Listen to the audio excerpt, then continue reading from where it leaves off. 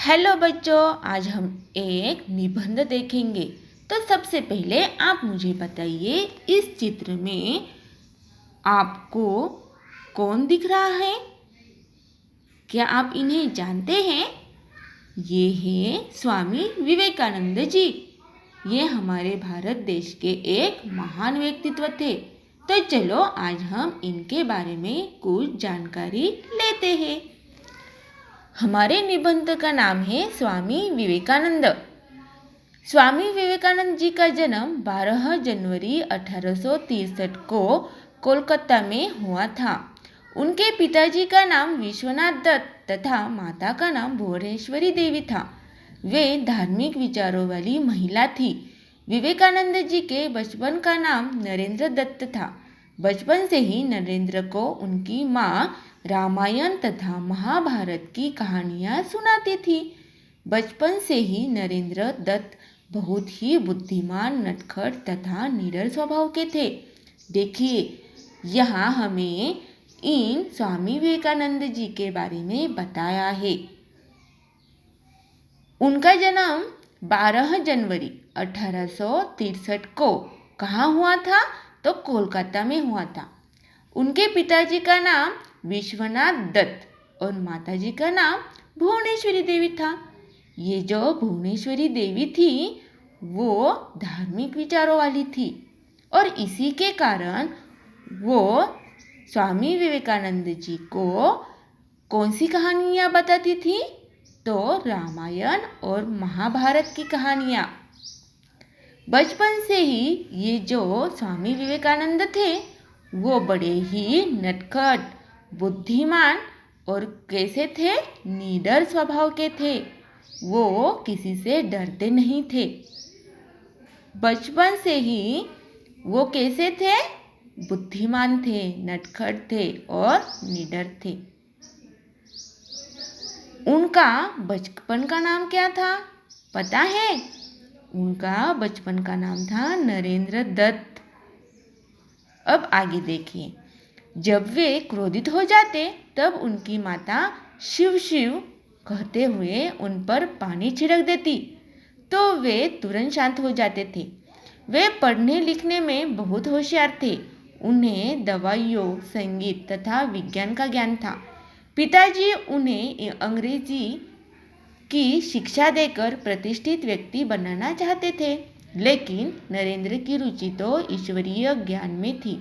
वह सभी से भगवान संबंधी तरह तरह के प्रश्न पूछते थे। 18 वर्ष की आयु में उनकी भेंट स्वामी रामकृष्ण परमहंस से हुई। नरेंद्र को देखते ही उन्होंने पूछा, अब तक तुम कहाँ थे?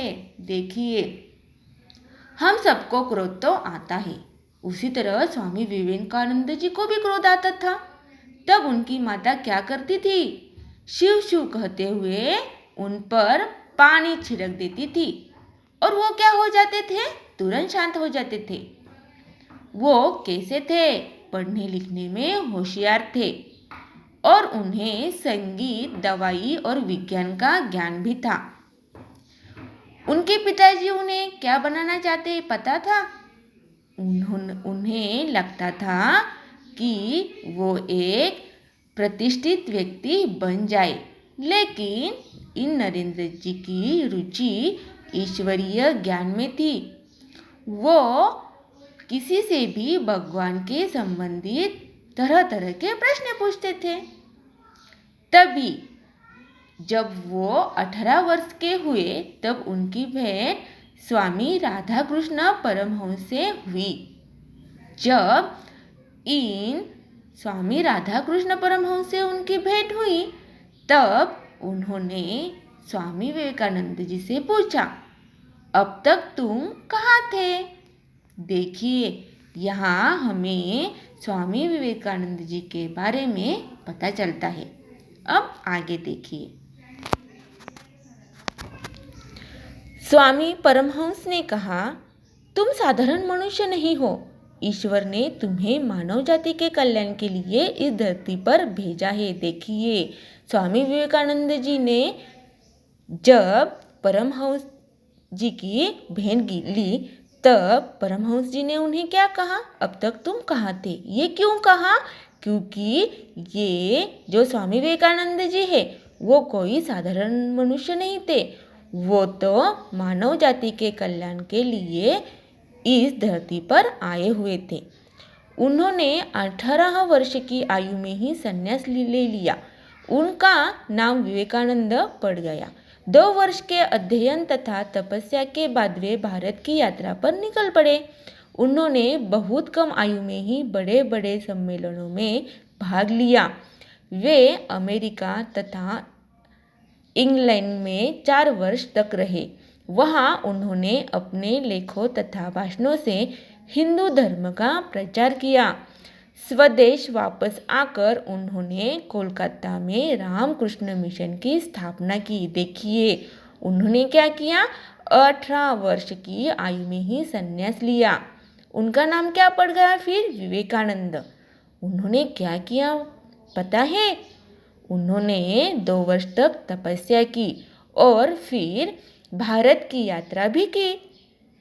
बड़े बड़े सम्मेलनों में भाग लिया और अमेरिका तथा इंग्लैंड में 4 वर्ष तक रहे।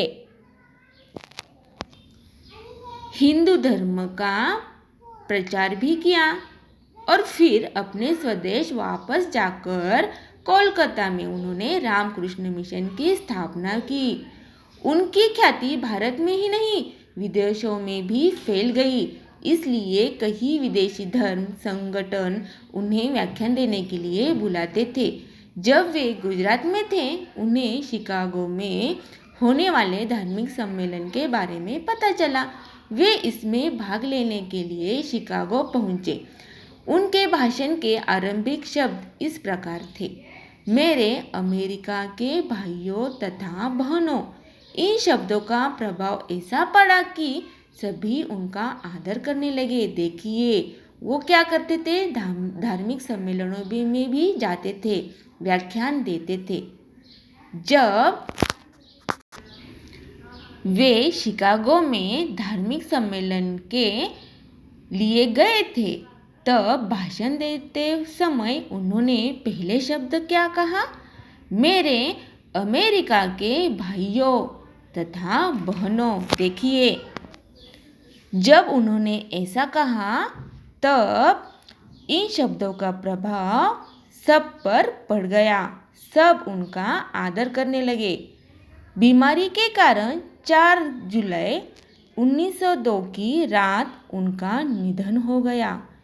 एक दार्शनिक मार्गदर्शक हमेशा के लिए चिर निद्रा में लीन हो गए और अपने कार्यों से वे सदा के लिए अमर हो गए। देखिए वो बीमार पड़ गए और 4 जुलाई 1902 इस दिन उनका निधन हो गया। इस दिन हमेशा के लिए हमें वो छोड़कर चले गए। हमेशा के लिए वो अमर हो गए। देखिए स्वामी विवेकानंद जी एक महान व्यक्तित्व थे। अब आप भी इन महान व्यक्तित्व की विशेषता जानिए और यह निबंध पढ़िए। धन्यवाद।